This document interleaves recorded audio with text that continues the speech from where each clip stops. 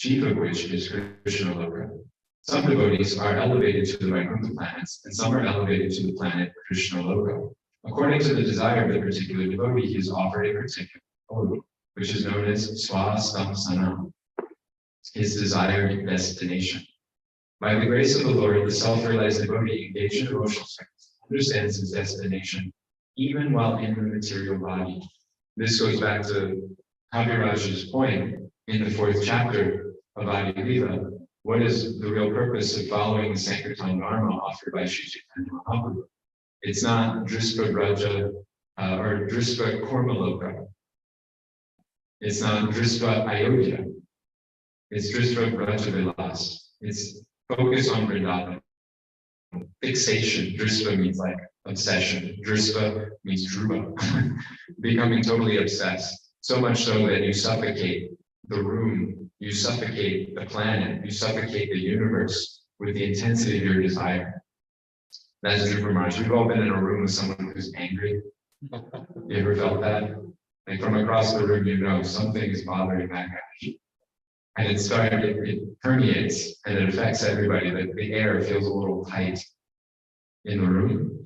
Dhruva did that to the room of the universe with his obsession, his fixation on having Narayan come and give him a kingdom bigger than his grandfather. So Dhruva, a young 5-year-old, can become that obsessed for something relatively unimportant. What about us, with the mercy of Mahaprabhu, how we should become eager, fixated on this destination of Krishna Loka that Prabhupada is pointing to in the purport. So it's a bit of a lengthy purport. We're almost done. Thank you for your patience with it. The words Linghad and Nirgame, which are used here, mean after being freed from the 2 kinds of material bodies, subtle and gross.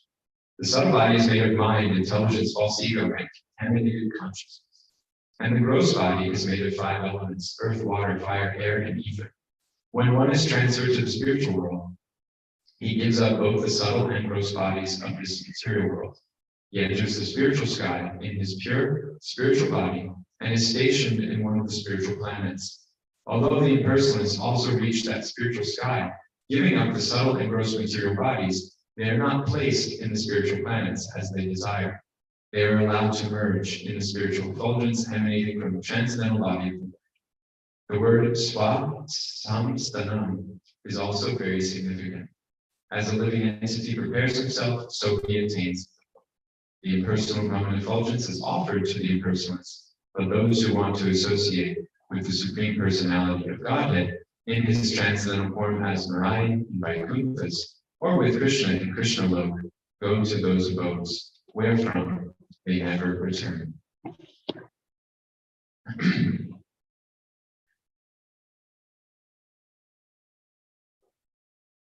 This is a pivotal moment in the conversation between Kapila and Devahuti. And it's spurred by a question from Devahuti that reminded me of a question that I asked His Grace Rohini Priya Prabhu many years ago when he was visiting here. I think many of you know Rohini Priya Prabhu, wonderful devotee, I believe from Pune Temple. And I was a young and hopeful bhakta, all shaved up and wearing my nice Hare Krishna clothes. And so I was sure that in about 6 months to a year, I was not too much longer, right? One more Rath Yatra, one more Janmashtami, then we'll have it. So I asked Rohini Priya Prabhu, in all seriousness, earnest as I could, how long is it going to be with these material modes of nature? How much longer are these things going to be getting in the way and bothering me and bothering others also? And Prabhu, he's usually like, he's got to have a smile, just like resting smile. He's a very joyful person. And suddenly his face went grave, like very serious. And I'm not sure if you've had the experience of it, asking a question to a sadhu in a group, in an audience, and the sadhu just decides to answer you. They don't answer to the room, but they decide to speak right to you. So Prabhu kindly did that for me that day, and this is, I think, why I remember. He became very grave. He looked me right in the eye, and he said, They, meaning the three modes of material nature, they will haunt you. They will haunt you so long as you have a material body. In other words, no time soon are you going to be free of this material and the effects of the material energy. And Devahuti asked the same question to Kapila just a few verses ago. She said, "My dear son, how and when will these material modes of nature no longer affect me? Because I don't really see how that takes place." She was less hopeful than I was. She wasn't feeling the joy of joining the Hare Krishna movement. Instead, she was feeling the weight of a lifetime lived in the material energy. And Kapila's answer, which is essentially he answers right away. This is one of the sweet things. When you read the Shastra, you'll notice kind of patterns and habits of how devotees approach teaching, preaching. So the entire of the Bhagavatam is really just a commentary on one verse. The entirety of the Bhagavatam is a commentary on the first canto, chapter 6. The sages have asked 6 questions to Sutta Goswami. And in one verse, he answers all 6 questions. And the rest is just an elaboration. 12 cantos of elaboration. Unpacking. Savaikum Samvarodharmo Yato Bhaktira Doshati. Vaitaki Apratiyata Yayatma Supercidity. Super happy. You'll be super happy when you serve a doshaja without motivation, without interruption. Kapila answers to Devahuti right away. He doesn't beat around the bush.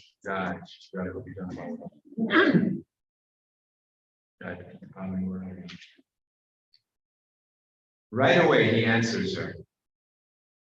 How to avoid, how to get out, how to rid yourself of the 3 modes of material nature. Tivrena bhaktya, intense bhakti, and a little at the very end, a little bit of a warning, something of what Rohini Prabhu gave me, chira, for a long time. You're going to have to do it intensely for a long time. The rest of this section, of which there's still quite a bit of the 3rd canto to go, is the explanation, the commentary, the unpacking of this description. First part of that verse, okay, yes, bhakti, but swadharmena, from your natural position. And this is answering a concern that Devahuti has, the concern that brought her to Kapila in the first place, why this whole conversation is happening. Devahuti tried to fake it and make it. She married this great sage. Who did she marry? Right, Kardama Muni. And Kardama was a real Muni. He's a Muni's Muni. Great sage. Very austere. And so Devahuti, she's coming from Manu. Right? She's a princess. The princess of princesses. Gorgeous. Fine ornaments. Lived a life of luxury. There's a story in the West connected to Swadharma. How do you understand what is your dharma? What is your natural position as material energy? It's called The Princess and the Pea. Anyone know this story? No, this is a good one. See, this is the West acknowledging Varnashram. I'll share it. It's fun. There's a prince, and he knows I got to get married, right? We have to have kids. We have to carry on the dynasty. That's what the whole Bhagavatam's about that on one side. So this prince, he understands his duty. I have to carry out my dynasty, carry things forward. I want to marry a qualified girl. But how do I figure out which girl is qualified? Because every girl wants to marry me. I'm the prince. I'm going to be the king. She's going to have a nice life. I'm not so bad looking. So every girl wants to marry me. So how do I know? And he approached his ministers. They also had brahmanas. They just don't call them that. So he approached his ministers and asked, how do I figure out who is really a princess capable of carrying forth our dynasty and the legacy of our monarchy? The minister wisely said, "My lord, this won't be difficult. You just get 10 of the finest mattresses in your kingdom, sleeping mattresses, 10 of them, and stack them on each other. But before you stack the 10 mattresses, place one pea at the bottom. Place one little pea, or one little lentil dal, one little piece of mung dal at the bottom. And then stack the 10 mattresses on that. And each girl who comes as a suitor, potential match, each girl that comes, you ask her to sleep on those 10 mattresses. And from this, you'll be able to understand who is your princess." So the young man was still a little curious. How's this going to work? And the first princess comes, and she sleeps on the mattresses, 10 stacked high. And the next morning, the king asks, or the prince rather asks, "Did you sleep comfortably?" "Oh, better than I ever have." And then the prince understood that's the wrong answer. This pea at the bottom is supposed to make them uncomfortable. They're not supposed to sleep nicely, but who wouldn't sleep nicely on 10 mattresses? 10 of the finest mattresses the kingdom has.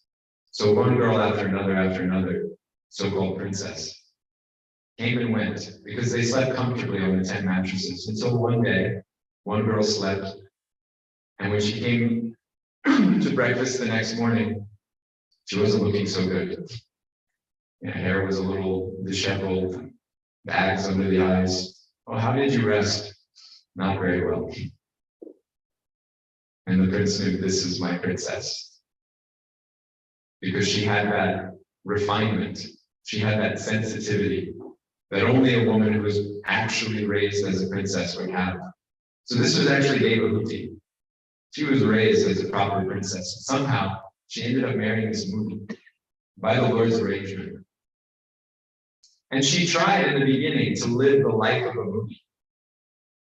And after a few months, a few years, whatever it was, relatively brief period of time, Kardama just noticed one day that his wife was dying in front of him, trying to live that life, trying to fake it as a sadhu from the external side. She was matted hair and mud and dust on her body, emaciated, becoming very thin. And Kardama realized this is not how to take care of her. This is not a natural position of life for her. And so I'm actually betraying her as a husband. I'm betraying her as a protector, not providing her what she needs. And this doesn't go just for a woman and husband. This is a lesson for all of us. There's a natural course of life that we have. There's certain things that our conditioning simply needs. And to spend our life pretending that's not the case is a waste of time and energy. It's a waste of focus. And it distracts us from being able to pay attention to Krishna.